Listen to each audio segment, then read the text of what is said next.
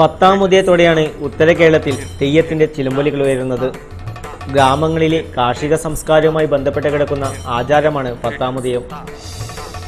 കന്നിവിള കൊയ്ത്ത് കഴിഞ്ഞ് രണ്ടാം വിള കൃഷി ആരംഭിക്കുന്നതും പത്താം ഉദയത്തോടെയാണ്. കന്നിക്കൊയ്ത്തിൽ നിന്ന് ലഭിച്ച നെല്ല് വൈക്കോൽ പൊതിയിൽ കെട്ടി ക്ഷേത്രനടയിൽ കാണിക്ക വെച്ച് നിർമ്മാല്യം സ്വീകരിച്ച് വീടുകളിലേക്ക് കൊണ്ടുപോകുന്ന ചടങ്ങും പത്താം ഉദയത്തിൽ നടക്കുന്നു. കന്നുകാലി കർഷകരുടെ ഭവനങ്ങളിൽ കാലിച്ചാനൂട്ടൽ എന്ന ചടങ്ങും ഇതോടൊപ്പം നടക്കും. തടിയൻകോവൽ കാലിച്ചാൻ ദൈവസ്ഥാനത്ത് തെയ്യാട്ടം നടക്കുന്നതും പത്താം ഉദയത്തിലാണ്.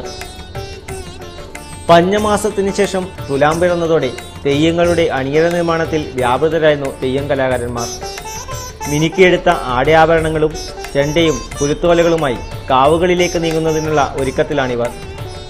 ആചാരത്തിലും അനുഷ്ഠാനത്തിലും തനത് ചിട്ടപാലിച്ചു വരുന്ന തെയ്യങ്ങൾ കൂട്ടായ്മയുടെ ഉത്സവങ്ങൾ കൂടിയാണ്.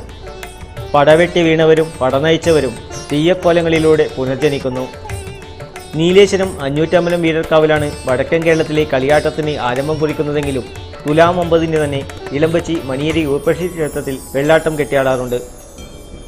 ജാതീയ ശക്തികൾ കൊടുമ്പിരിക്കൊണ്ട കാലത്ത് സവർണ സമുദായക്കാരിൽ നിന്നും 60 അടിയോളം അകലം പാലിച്ച് മാറി നിന്ന വണ്ണാൻ, മലയൻ, കോപ്പാടൻ, മാവിലൻ വിഭാഗത്തിൽപ്പെട്ടവരാണ് ഈ അനുഷ്ഠാന കലയുടെ അണിയാർ പ്രവർത്തകർ.